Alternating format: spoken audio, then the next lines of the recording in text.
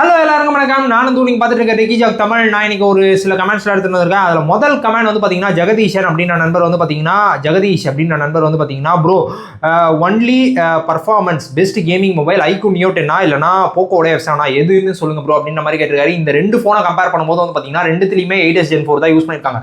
பர்ஃபார்மன்ஸில் எந்த விதமான டிஃப்ரென்ஸும் இருக்க போகிறது இல்லை. ஆனாலும் கண்டிப்பாக வந்து பார்த்தீங்கன்னா ஐக்கூடைய நியோ 10 வந்து பார்த்தீங்கன்னா ரெண்டுத்தையும் பக்கத்தில் வச்சு கம்பேர் பண்ணும்போது ஐக்கூடைய நியோ 10 இன்னும் பெட்டராகவே வந்து பர்ஃபார்மன்ஸ் வந்து பண்ணும். அதுக்கு ஒரு ரெண்டு விஷயம் இருக்குது. முதல் விஷயம் வந்து பார்த்தீங்கன்னா அவங்க அந்த பர்ஃபார்மன்ஸ்க்காகவே வந்து பார்த்தீங்கன்னா Q1 அப்படின்னு சொல்லிட்டு ஒரு சிப்பை வந்து தனியாக வந்து யூஸ் வந்து பண்ணியிருக்காங்க. அது மட்டும் இல்லாமல் ஐக்கூ அந்த சிப்பே யூஸ் பண்ணலனாலும் அவங்களோட ஆப்டிமைசேஷன் மிச்ச எல்லா பிராண்ட்ஸை விடவும், அதுவும் பர்டிகுலராக சொல்லணும்னா கேமிங்காக வந்து பார்த்தீங்கன்னா அந்த ப்ராசருடைய ஃபுல் பொட்டென்ஷியலும் எடுத்து கரெக்டாக ஆப்டிமைஸ் பண்ணி அதுவும் ஹீட் ஆகாத மாதிரி கேம் விளையாடும் போதும் எந்த விதமான லேகும் இல்லாமல் நல்லா ஸ்மூத்தாக விளையாடுறது வந்து பார்த்தீங்கன்னா ஐக்கூ இந்த பட்ஜெட் செக்மெண்ட்டில் பண்ணுறாங்களோ. இதை வந்து ரியல்மி மிஸ் அவுட் வந்து பண்ணுறாங்க, ஏன் OnePlus மிஸ் அவுட் வந்து பண்ணுறாங்க. ஆனால் ஐக்கூ அந்த விஷயத்த பண்ணுறதில்ல.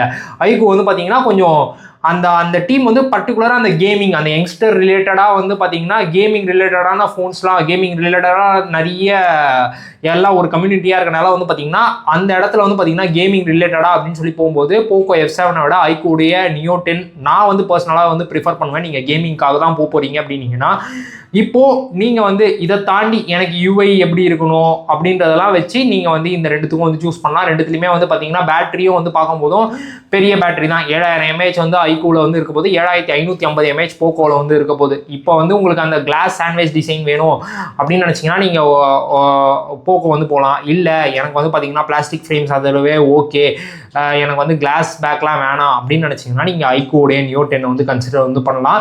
நெக்ஸ்ட்டு கார்த்திக் அப்படின்னு நண்பர் கமாண்டோ வந்து போட்டிருந்தாரு. அது மட்டும் இல்லாமல் வந்து பார்த்தீங்கன்னா இன்ஸ்டாகிராம்லேயும் கிஷோர் அப்படின்னு நண்பர் வந்து பார்த்தீங்கன்னா இந்த ரியல்மி GT6 சீரீஸ் இருக்குல்ல 6 and 60 ரீசெண்ட் அப்டேட்டுக்கு அப்புறமா ஒரு சில பேர் சூப்பராக இருக்குது. எனக்குலாம் வந்து பார்த்தீங்கன்னா எந்த விதமான இஷ்யூமே இல்லை, நல்லா தான் இருக்குது. பேட்டரி லைஃபும் வந்து பார்த்தீங்கன்னா இன்க்ரீஸ் தான் ஆயிருக்கு.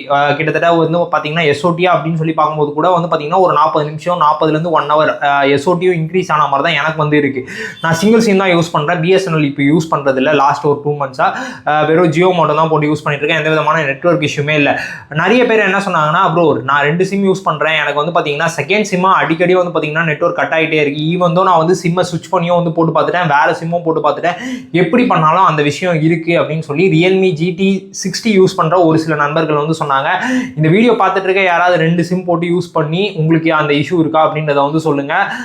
நானும் இதுக்கு அடுத்து டெஸ்ட் பண்றேன். என்னோட BSNL சிம்மையே எடுத்து இதில் போட்டுட்டு என்னோட அம்மா ஃபோனில் இருக்கு அதை எடுத்து நான் இதில் போட்டுட்டு நான் செக் பண்ணி பார்க்குறேன். ரெண்டுத்தையும் போட்டுட்டு ஏதாவது சிக்னல் கட் ஆகுதா அப்படின்றத நானும் செக் பண்ணி பார்க்குறேன். அது மட்டும் இல்லாமல் நிறைய பேர் சொன்னது வந்து என்னன்னா பேட்டரி ட்ரெயின் இஷ்யூ. அதுவும் எப்படி சொன்னாங்கன்னா பர்டிகுலராக அப் டு 20% வரைக்கும் நல்லா தான் ப்ரோ இருக்கு. 20%க்கு மேலே வந்து பார்த்தீங்கன்னா 20 to 0 சர்ன்னு குறையிற மாதிரி இருக்கு. ஒரு 5 நிமிஷம் 10 நிமிஷத்துலேயே குறையுது அப்படின்னு மாதிரிலாம் வந்து சொல்லியிருந்தாங்க. அந்த மாதிரி இஷ்யூக்காக அப்படின்னு சொல்லினா நீங்கள் பேக்ரவுண்டில் கண்ணாபின்னான ஆப்ஸ்லாம் ரன் ஆகிட்டு இருக்குன்னா அதெல்லாம் கொஞ்சம் ரெஸ்ட்ரிக்ட் பண்ணுங்க. அது மட்டும் இல்லாமல் வந்து பார்த்தீங்கன்னா ஃபுல்லாக ட்ரைன் பண்ணாமல் ஒரு 15% வரைக்கும் வந்துட்ட பிறகு திருப்பி சார்ஜ் போடுங்க. அது கொஞ்சம் சைக்கிள் கொஞ்சம் எப்படி சொல்கிறது பேட்டரி கேலிப்ரேஷன் ஆன பிறகு நீங்கள் ஒன்ஸ் ஃபுல் சார்ஜ் போட்டுட்டு திருப்பி வந்து ட்ரைன் பண்ணி ஃபுல்லாக ட்ரைன் பண்ணிட்டீங்கன்னு வச்சுக்கோங்களேன். 0 வரைக்கும் ட்ரைன் பண்ணிவிட்டு சுவிச் ஆஃப்லேயே ஃபுல் சார்ஜ் வந்து பண்ணிவிடுங்க. சார்ஜ் பண்ணி முடிச்சுட்டு திருப்பி வந்து எடுத்து யூஸ் பண்ணி பாருங்கள். மேபி அந்த இஷ்யூ வந்து ஃபிக்ஸ் ஆகிறதுக்கான வாய்ப்புகள் இருக்குது. நான் ஒரு சில ரெடிட் அப்புறமா கோரா அந்த இதுலலாம் வந்து பார்த்ததுக்கு வந்து என்னென்னா பேட்டரி கேலிப்ரேஷன் நடக்கும். ஒன்ஸ் நம்ம 0 வரைக்கும் எடுத்துகிட்டு வந்துட்டு ஃபோனை சுவிச் ஆஃப்லேயே வச்சு 100 வரைக்கும் சார்ஜ் பண்ணிவிட்டு அதுக்கடுத்து எடுத்து யூஸ் பண்ணும்போது வந்து பார்த்தீங்கன்னா பேட்டரி கேலிப்ரேஷன் இந்த மாதிரி மிஸ்பிஹேவ் ஏதாவது பண்ணிச்சு அப்படின்னா அது ஃபிக்ஸ் ஆகும் அப்படின்ற மாதிரி வந்து சொல்லியிருந்தாங்க. நெக்ஸ்ட் கமெண்ட் வந்து பார்த்தீங்கன்னா சஞ்சய் அப்படின்ற நண்பர் வந்து போட்டிருந்தாரு. ப்ரோ விவோ V60 பற்றி சொல்லுங்க, பெஸ்ட் கேமரா நார்மல் கேமிங்க்கு நல்லா இருக்குமா அப்படின்ற மாதிரி கேட்டிருக்காரு. உண்மையாலே கேமரா சென்ட்ரிக்காக வந்து போகும்போது 40,000 பட்ஜெட் செக்மெண்ட்டுக்குள்ள விவோவுடைய V60 இப்போ ரீசெண்டாக லான்ச் ஆனது. அதுக்கடுத்து வந்து பார்த்தீங்கன்னா ஓப்போவுடைய K13 இது எல்லாமே வந்து பார்த்தீங்கன்னா உங்களுக்கு கண்டிப்பாக வந்து சாட்டிஸ்ஃபை பண்ணிடும். Day to day use normal use வந்து பண்ண போறீங்க, ஹெவி யூஸ்லாம் கிடையாது, நான் கேம்ஸ்லாம் பெருசாக விளையாட மாட்டேன் அப்படின்ற போது கண்டிப்பாக வந்து செட் ஆகிடும். அதுவும் பர்டிகுலராக விவோ கிட்ட இருந்தே வந்து பார்த்தீங்கன்னா இன்னொரு காம்படிட்டர் கூட வந்து இருக்குது. விவோடைய T4 அல்ட்ராவும் வந்து பார்த்தீங்கன்னா கேமரா சென்ட்ரிக்கான ஒரு ஃபோன் தான். உங்களுக்கு எனக்கு வந்து பார்த்தீங்கன்னா அதை விட இதில் இன்னும் கொஞ்சம் பெட்டராக வந்து இருக்கும்னு நான் எக்ஸ்பெக்ட் பண்ணுறேன். ஏன் அப்படின்னு சொல்லி கேட்டேன்னா, முதல் விஷயம் ஜியாஸ் ஆப்டிக்ஸ் வந்து யூஸ் பண்ணியிருக்காங்க. அது மட்டும் இல்லாமல் வந்து பார்த்தீங்கன்னா இங்கே ஸ்னாப் டிராகனுடைய 7 Gen 4 தான் இருக்குது. ஆனால் ஸ்னாப் டிராகனோட ஐஎஸ்பி வந்து பார்த்தீங்கன்னா அவன் என்னமோ பண்ணுறான்டா அப்படின்ற ஒரு ஃபீல் தான் இருக்கும் கேமரா பொறுத்த வரைக்கும். ஸோ அதனால விவோடைய T4 அல்ட்ரா விட இதில் இன்னும் கொஞ்சம் பெட்டராகவே வந்து இருக்கணும். ஜியாஸ் ஆப்டிக்ஸும் இருக்கனால இன்னும் கொஞ்சம் நல்லாவே வந்து இருந்துடும். அது மட்டும் இல்லாமல் வந்து பார்த்தீங்கன்னா உங்களுக்கு 6500 mAh பேட்டரி வந்து இருந்துடும்.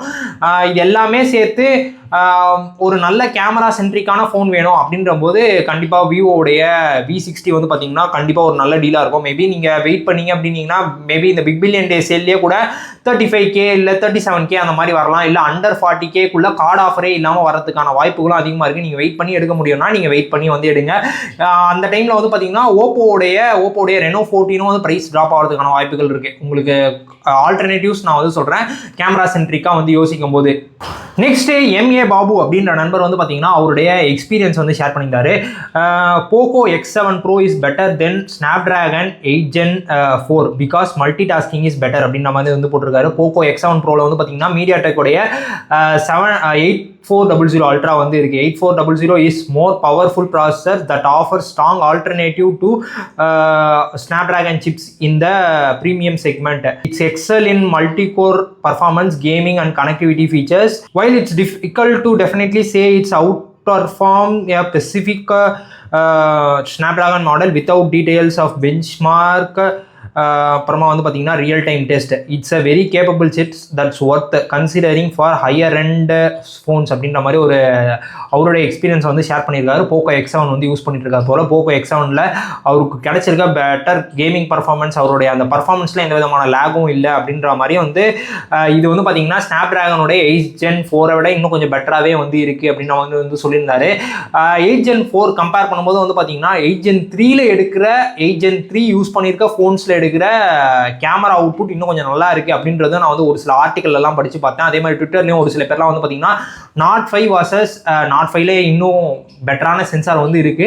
ஸோ ஆனாலும் வந்து பார்த்தீங்கன்னா Note 5 vs அப்படின்னு சொல்லிட்டு ஐகோடைய Neo 10 எடுக்கும்போது வந்து பார்த்தோம்னா Note 5ல இன்னும் கொஞ்சம் பெட்டரான ப்ராசஸ், நான் செல்ஃபியில் வந்து சொல்லவே இல்லை, பேக் கேமரால எடுக்கிற அவுட்புட் வந்து பார்த்தீங்கன்னா இன்னும் பெட்டராக இருக்கு அப்படின்ற மாதிரி நான் ட்விட்டர்லேயும் வந்து பார்த்தேன். அதே மாதிரி ரெடிட்லேயும் நான் ஒரு சில இடத்துலலாம் ஒரு சில பேர்லாம் வந்து போஸ்ட்லாம் வந்து போட்டிருந்தாங்க. அப்போ பார்க்கும்போது 8 Gen 4 இன்னும் கொஞ்சம் அவங்க ட்வீட் பண்ணணும் அப்படின்ற ஒரு ஃபீல் தான் வந்து இருந்துச்சு. பர்ஃபார்மன்ஸ் வைஸ் எந்த விதமான குறையும் இல்லை அப்படின்ற மாதிரி தான் சொல்லியிருந்தாங்க. ஆனால் இவர் வந்து பார்த்தீங்கன்னா போக்கோடைய X7 Pro விட இதில் இன்னும் கொஞ்சம் பெட்டராக இருக்குது. மீடியாடெக் வந்து அந்த அளவுக்கு இதுவெல்லாம் நம்ம ஏளனமாக பார்க்க வேணாம், மீடியாடெக்கே இன்னும் பவர்ஃபுல்லாக தான் இருக்குது அப்படின்ற மாதிரி சொல்லிட்டு இருக்காரு. இந்த வீடியோ பார்த்துட்டு இருக்க நீங்கள் வந்து சொல்லுங்கள், நீங்கள் உங்களுக்கு ஒரு பட்ஜெட் இருக்குது, அந்த பட்ஜெட்லேயே வந்து பார்த்தீங்கன்னா எல்லாமே ஸ்பெக்ஸ் எல்லாமே சேமாக தான் இருக்குது ஏறத்தாழ. உங்களுக்கு மீடியாடெக் ப்ராசர் வச்சு ஒரு ஃபோன் இருக்குது, உங்களுக்கு ஸ்னாப்டிராகன் ப்ராசர் வச்சு ஒன்று இருக்குது. இந்த ரெண்டு ஃபோன்ஸில் ஏதாவது ஒரு ஃபோனை சூஸ் பண்ணணும்னா நீங்கள் மீடியாடெக் இருக்கிற ஃபோனை சூஸ் பண்ணுவீங்களா, இல்லை எனக்கு வந்து பார்த்தீங்கன்னா ஸ்னாப்டிராகன் இருக்க ஃபோன் தான் வேணும் அப்படின்னு சொல்லி சூஸ் பண்ணுவீங்களா? உங்களோட யூசேஜ் கேஸ் வந்து டே டு டே யூஸ்க்கு நல்லா இருக்கணும், கால்ஸ்க்கு நல்லா இருக்கணும், அது மட்டும் இல்லாமல் வந்து பார்த்தீங்கன்னா டீசெண்டான கேமரா, அதே மாதிரி வந்து பார்த்தீங்கன்னா பர்ஃபார்மன்ஸும் இருக்கணும். அப்படின்ற போது இந்த ரெண்டு ஃபோன்ஸில் நீங்கள் எந்த ஃபோன்ஸை வந்து சூஸ் பண்ணுவீங்க, அதுவும் லாங் டேர்மாக யூஸ் பண்ணணும் அப்படின்ற போது என்ன ஃபோனை சூஸ் பண்ணுவீங்க? மறக்காம கீழே கமெண்ட்ஸில் சொல்லுங்கள். நானும் வந்து பார்த்து தெரிஞ்சுக்கிறேன் எவ்வளோ பேர் மீடியாடெக் சைட் போறீங்க, எவ்வளோ பேர் வந்து ஸ்னாப்டிராகன் சைட் போறீங்க அப்படின்றது வந்து தெரிஞ்சுக்கணும்னு நானும் ஆசைப்படுறேன். இன்னும் ஒரு சில கமெண்ட்ஸ்லாம் இருக்குது, அதெல்லாம் எடுத்து நான் இன்னொரு வீடியோவில் வந்து சந்திக்கிறேன். அது வரைக்கும் டாடா பை பை சொல்லுங்க. நான் நந்து.